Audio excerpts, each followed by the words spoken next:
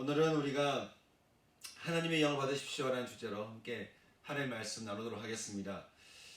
우리는 지금 코로나로 인해서요, 이렇게 지금 영상으로 예배를 드리고 있죠. 이게 여러분 코로나가 됐든 뭐가 됐든 간에요, 교회가 이렇게 예배를 목숨처럼 여기는 이유가 있는데요. 그것은 그 예배를 드리는 그 대상이 사람이 아니라 하나님이기 때문에 그렇습니다. 사람이 모이는 친목단체야 사람끼리 서로 모여가지고 이렇게 결정하면 그만이지만 이게 예배는 다른 거예요. 그 대상이 하나님이요, 그 하나님과 우리가 만나는 만남의 장이 곧 예배요. 그리고 그러면서 우리가 잃어버린 하나님의 형상을 되찾는 이 시간이 예배라고 하는 것이죠. 우리는 예배를 통해서 두 가지를 경험하게 됩니다. 첫째는 잃어버린 마음의 고향, 하나님 아버지 집으로 돌아가는 것이고요. 그래서 우리가 뭔가 이렇게 알 수 없는 마음의 그 방황을 하는 인생이 하나님을 예배하면 어떻습니까? 그 인생의 방황이 멈추게 되는 것이죠. 둘째는 우리가 하나님의 형상으로 창조되었기 때문에 우리는 예배를 통해서 우리의 본질, 우리의 원형질 되시는 하나님을 만남으로써 진짜 내가 누구인지를 알게 되는 것입니다. 자녀가 부모를, 아빠를 보고 엄마를 보면서 내가 누구인지를 알게 됩니다. 그런 것처럼 우리가 우리의 원형되는 우리의 본질되는 하나님을 만남으로써 내가 진짜 어떤 존재인가를 우리가 알게 되는 것이죠. 여러분, 우리가요, 우리 안에 죄가 있으면요, 우리는 뭔가 이렇게 잘하고 뭔가 멋있고 뭔가 이렇게 능력이 있고 가진 게 많고 누릴 수 있는 게 많아야 더 좋은 나라고 하는 착각을 우리가 하게 됩니다. 사람들은 이것을 위해서 평생 고생하면서 살다가 결국에는 모든 걸 다 내려놓고서는 죽음을 맞이하는 것이죠.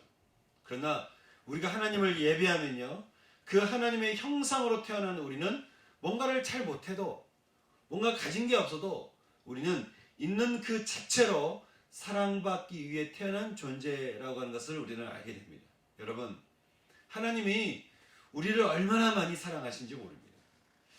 주님이 왜 우리를 구원하시려고 그렇게 애를 쓰셨겠습니까? 주님이 왜 우리의 죄를 대신해서 십자가에서 죽으셨을까요? 이유는 하나입니다.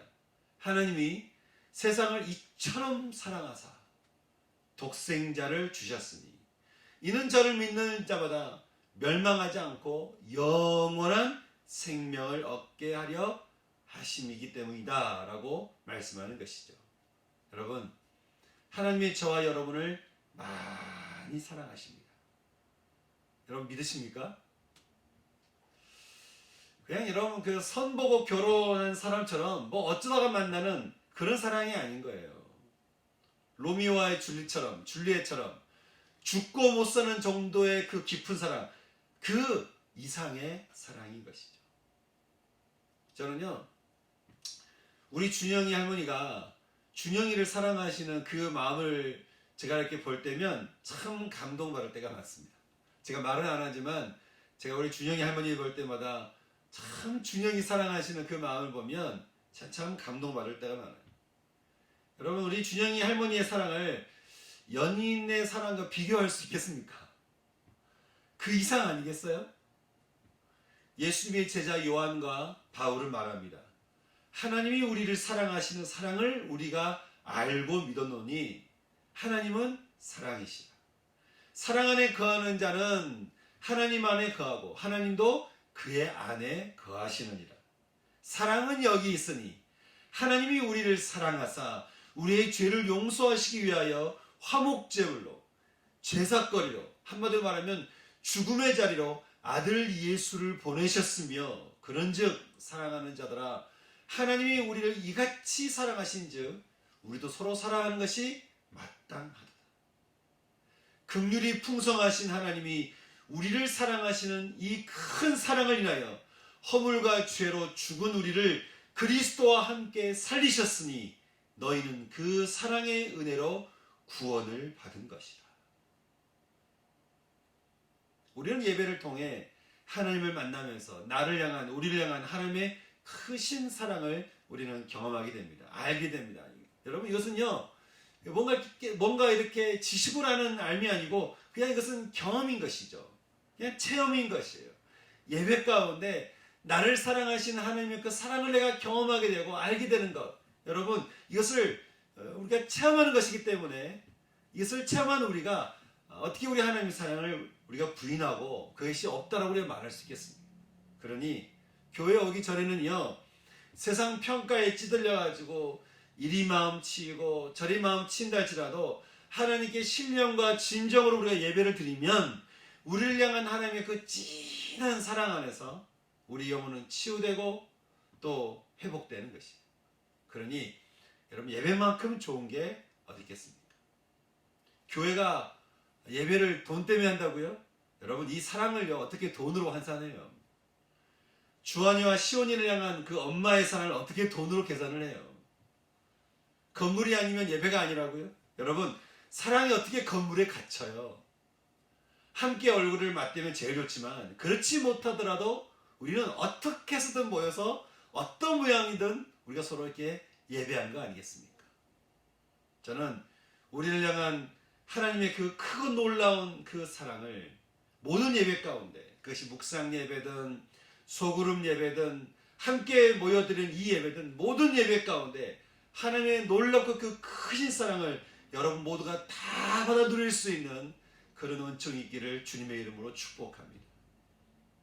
바울은 하나님께서 십자가를 통해 하나님과 통하도록 열어놓으신 이 예배가 얼마나 놀랍고도 신비롭고 지혜와 권능이 가득한지를 고린도 교회 사람들이 잘 모르고 있다라고 그렇게 이야기를 합니다.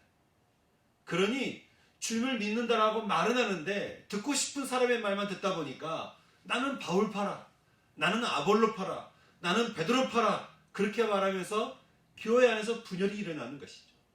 그들은 하나님이 주신 이 놀라운 복음의 권능을 왜 그렇게 오해하고 있었을까요? 아니, 어떻게 하면 그들은 십자가의 예수님이 우리에게 보여주신 이 놀랍고도 신비한 복음의 권능과 능력을 이해하고 깨달을 수 있겠습니까? 바울은 말합니다. 우리 11절 말씀 우리 같이 읽겠습니다. 11절 같이 읽겠습니다. 시작. 사람의 일을 사람의 속에 있는 영 외에 누가 알리요?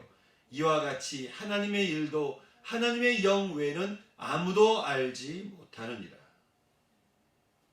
바울은 사람의 일은 사람의 속에 있는 영 외에는 누가 알 수 있겠느냐고, 그런 것처럼 하나님의 일 역시 하나님의 영 외에는 아무도 알 수 없다, 그렇게 이야기를 하는 것이죠. 하나님의 영은 무엇입니까? 성령입니다. 구약에요, 성령님이 등장할 때가 있습니다. 선지자나 왕이나 제사장이 그들이 기름 부음을 받을 때면 그들에게 반드시 먼저 성령이 임하셨습니다. 성령이 임하니까 제사장은 하나님의 사랑과 구원과 긍휼과 자비를 이렇게 말하기 시작했고요. 그래서 제사장이 하는 말을 듣고 사람들의 마음이 풀어지는 거예요. 그 마음이 회복되는 거예요. 그 인생이 회복되는 거예요. 그리고 또 성령이 임하자 선지자들은 하나님의 심판을 이야기함과 동시에 회복을 선포한 거예요.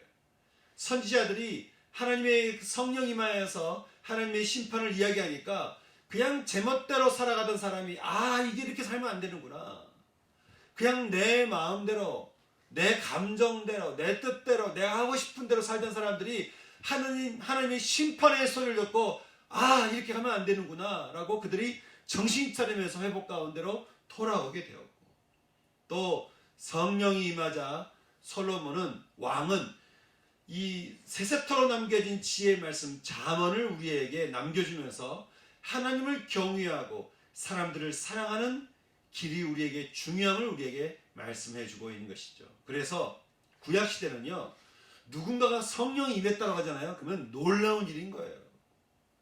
아무에게나 임한 것이 아니니까 그 사람에게 성령이 임했다 그러면 그 사람이 제사장이든지 선지자든지 왕이든지, 그러니까 이게 성령이 임했다라고 하는 것은 놀라운 일인 것이죠. 근데 여러분, 이게요, 신약 시대에 와서는 상황이 완전히 달라지게 된 것입니다. 그것은 이 놀라우신 성령님이 특정한 사람에게 임하는 게 아니고요, 모든 사람에게 임하실 수 있도록 스탠바이 하고 계신다는 거예요. 모든 사람에게 임하시도록 성령님이 모든 사람, 그것이 시온이가 됐든 수진이가 됐든 예진이가 됐든 준영이가 됐든 우리 준영 할머니의 누구든 간에 상관이 없이 하여간 마음에 원하고 바라는 모든 사람에게 하나님이 성령께서 임하시도록 이렇게 스탠바이하고 계시고 준비하고 계신다는 거예요. 단 조건이 있습니다. 하나님 없이 내 마음대로 살던 옛 삶을 돌이켜 회개하고 예수님을 내 삶의 주인됨으로 영접하는 것입니다.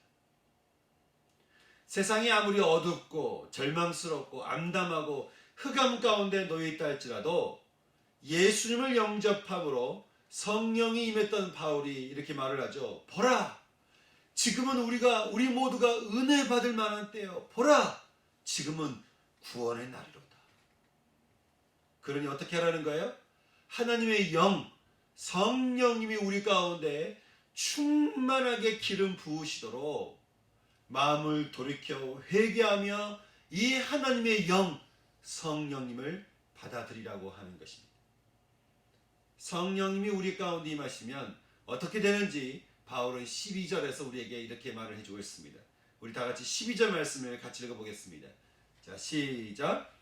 우리가 세상의 영을 받지 아니하고 오직 하나님으로부터 온 영을 받았으니 이는 우리로 하여금 하나님께서 우리에게 은혜로 주신 것들을 알게 하려 하시니라.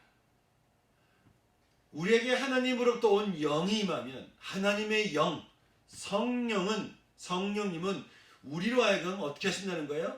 하나님께서 우리에게 은혜로 주신 것들을 알게 하신다. 하나님께서 우리에게 은혜로 주신 것들을 머리로만 알고 뭔가 이렇게 그렇구나라는 정도로 끝나는 것이 아니고 이것이 내 삶에서 직접적으로 체험되어지고 이것이 내 삶에서 직접적으로 경험되어진다고 하는 것이죠. 여기서 은혜를 주신다라는 말은요, 주님이 십자가를 통해 우리에게 거저 주시는 하나님의 선물을 말합니다.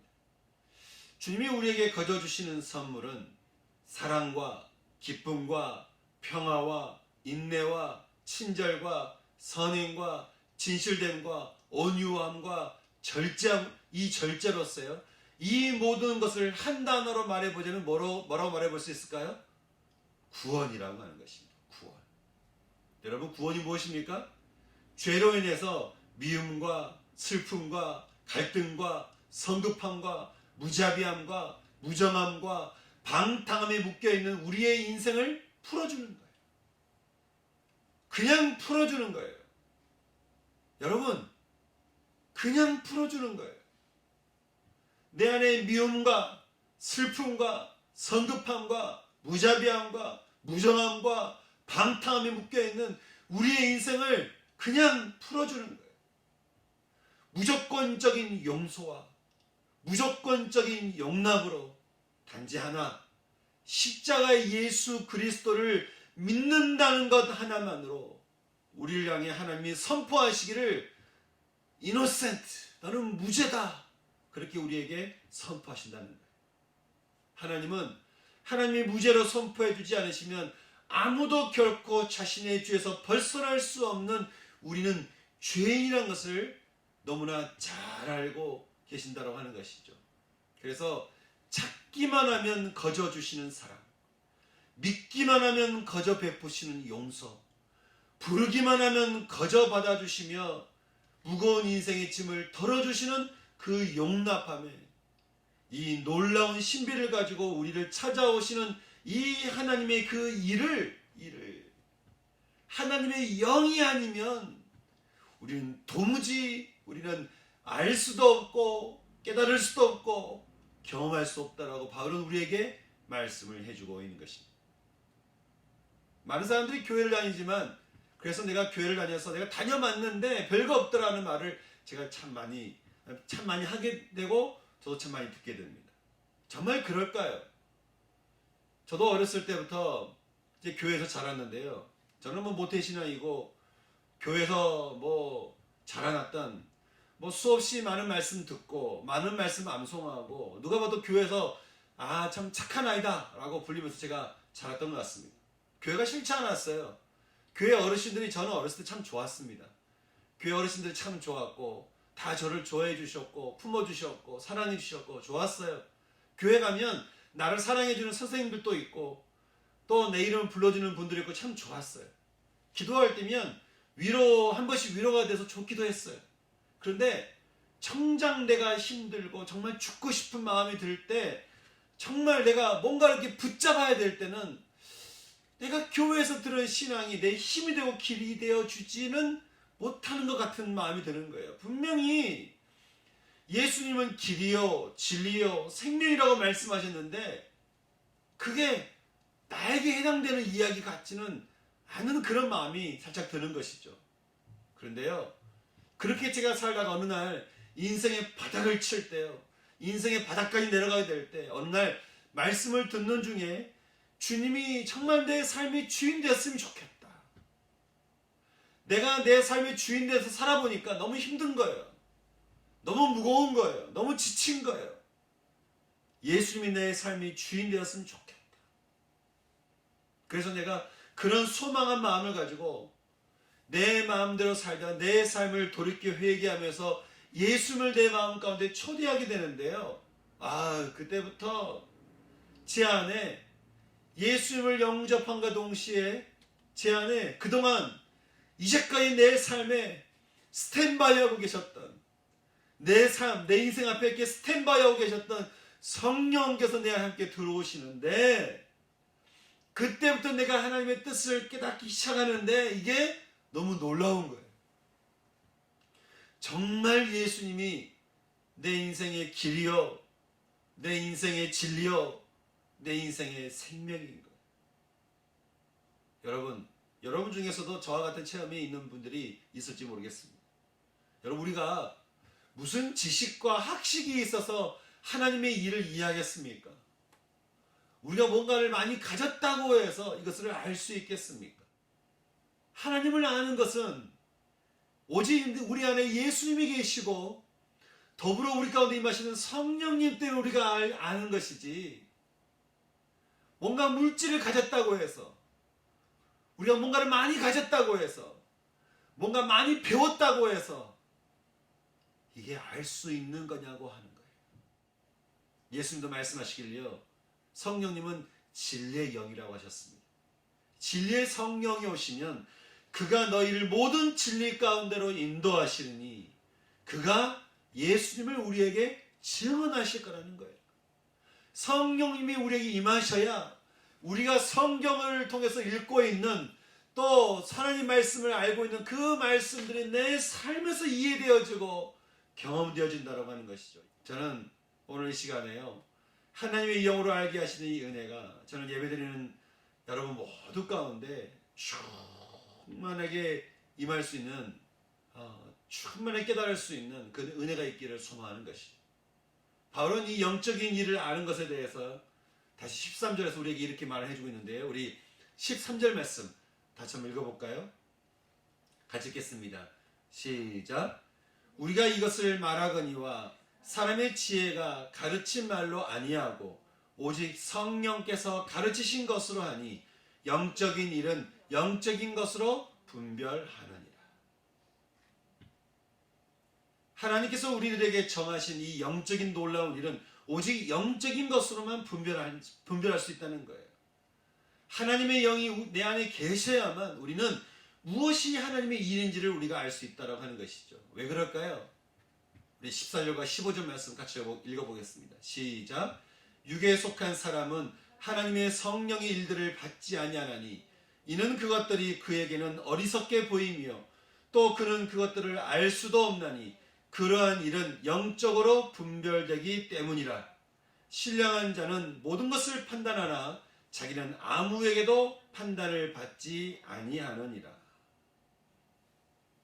육에 속한 사람이 하나님의 영과 그 영의 일들을 받을 수 없는 것은 유다서의 말씀처럼 그들은 자기의 종욕대로 살며 선과 악의 기준을 따라서 분열을 일으키는 자니 자기 마음대로 자기 욕구를 따라 살면서 자기가 옳다고 생각하는 대로 사는 이 사람이 하나님의 영의 일을 어떻게 할 수 있겠냐는 거예요. 어떻게 하나님의 일을 그들이 깨달을 수 있겠냐라고 하는 것이죠. 그러니 하나님의 그 영의 일을 보면 그들 생각이 이게 얼마나 어리석게 보이겠냐라고 하는 것이죠. 자기가 주인되고 자기 마음대로 사는 사람이 어떻게 하나님의 영이 하고자 하는 일을 알 수 있겠냐라고 하는 것입니다.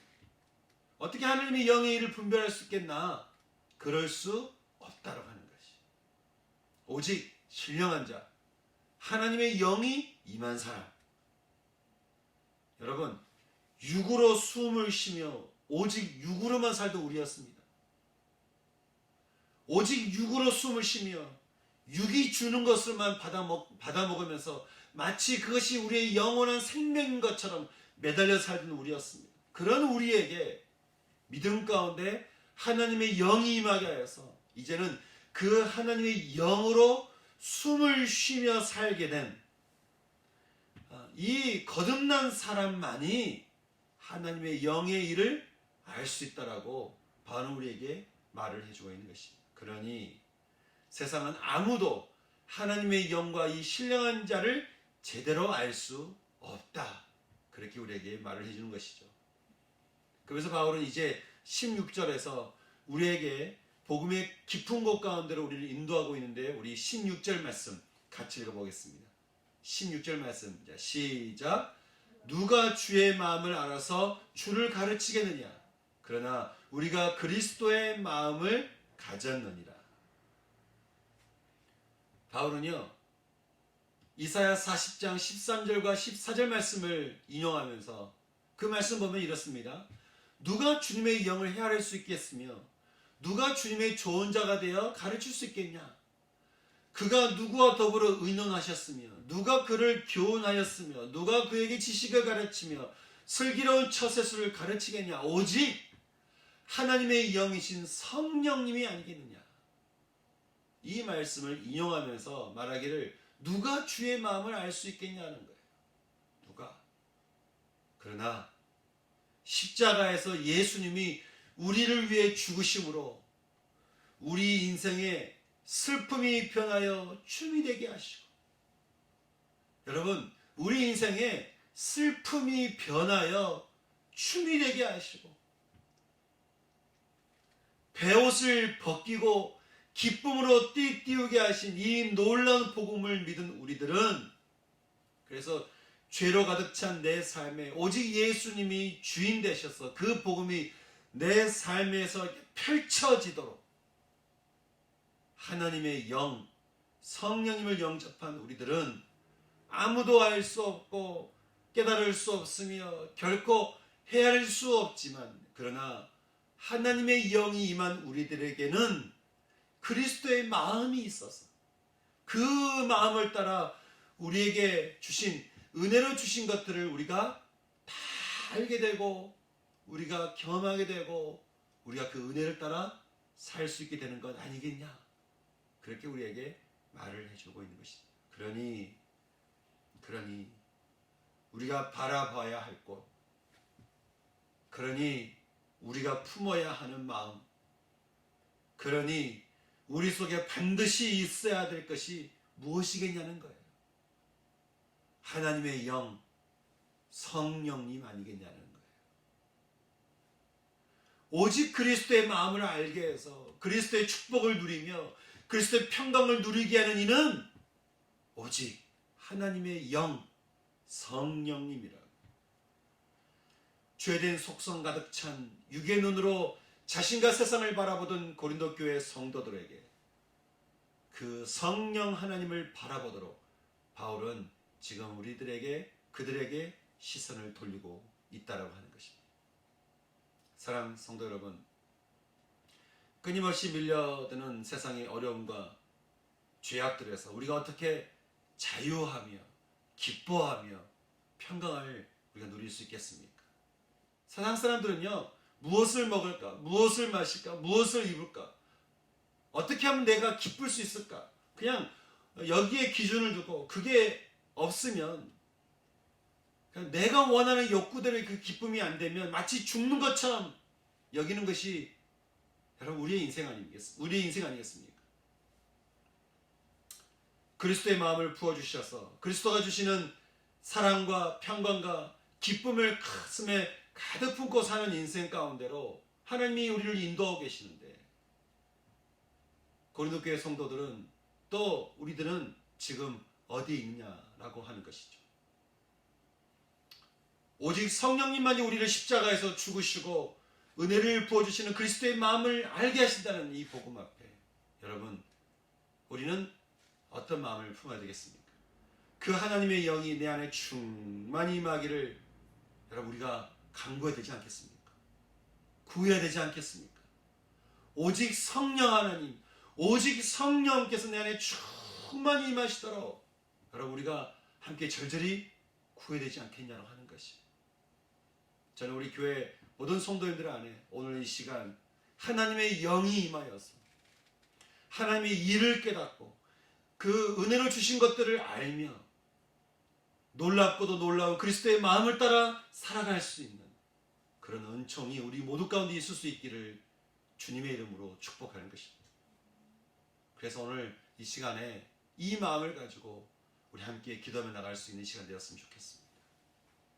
하나님의 영이 임하기를 소망하며, 또 내 시선이, 내 마음의 시선이, 내 영혼의 시선이 다른 곳에 있었다가 되면 그 모든 것을, 그 모든 마음들을 다 가지고 다시 어디로 가야 돼요? 성령님께 우리 마음의 시선을 돌려서, 또 우리 안에 그동안 이런저런 근심과 불안함과 두려움과 걱정과 욕심과 죄됨과 교만함과 이생의 자랑으로 우리 마음을 채워갔던 우리 모든 마음을 어떻게 해요?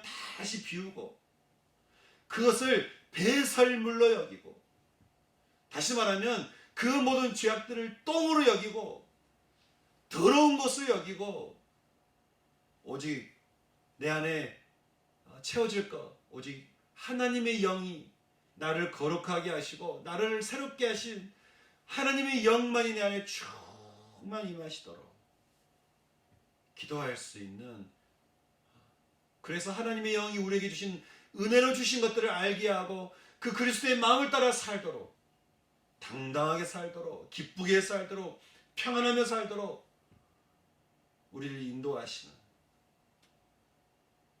그 삶을 따라 갈 수 있도록 여러분, 이 시간 우리가 함께 기도되지 않겠냐고 하는 거예요. 하나님, 하나님의 영이 내 안에 충만히 임하기를 원합니다. 하나님, 내 안에 그리스도의 마음이 충만하게 원합니다. 세상의 걱정과 근심과 불안함과 두려움과 또 내 안에 정욕과 교만의 죄로, 이생의 자랑의 죄로 하나님, 내 마음을 채워가는 것이 아니라 오직 하나님의 영이, 오직 성령님이 내 안에 충만하기를 원합니다. 그래서 함께 우리가 이렇게 기도했으면 좋겠습니다. 하나님의 영이 임하기 위해서는요, 먼저 우리 마음을 청소해야 됩니다. 십자가 보혈이 피는 우리 마음을 청소해 줄 수 있습니다. 우리 마음을 정결케 해줄 수 있습니다. 우리 마음을 거룩하게 해줄 수 있습니다. 그래서 이 시간 우리가 십자가 보혈의 피, 그 십자가 가운데 함께 나가서 아직도 흐르고 있는 그 십자가의 보혈의 피를 붙들고 함께 이 시간에 기도했으면 좋겠습니다. 주님, 죄로 가득 찬 내 마음, 내 생각, 나의 선택들, 내 의지들, 내 삶을 용서하여 주시옵소서. 저를 용서해 주시고 하나님, 저를 십자가 보혈의 피로 깨끗이 씻어주시고 저를 정결케 해주시고 저를 거룩케 하여 주시옵소서. 주님, 저를 용서하여 주시옵소서. 그리고 또 함께 기도하십시다. 하나님의 영이신 성령님, 오직 성령 하나님께서 내 안에 충만히 임하여 주시옵소서. 그래서 하나님, 세상을 따라 사는 제 인생이 아니라, 제 삶이 아니라 오직 제가 그리스도의 마음을 따라 사는 제 인생 될 수 있도록 성령 하나님 내 안에 충만히 임하여 주시옵소서. 그렇게 함께 기도할 수 있는 이 시간 되었으면 좋겠습니다. 우리 같이 기도할까요? 같이 기도하겠습니다.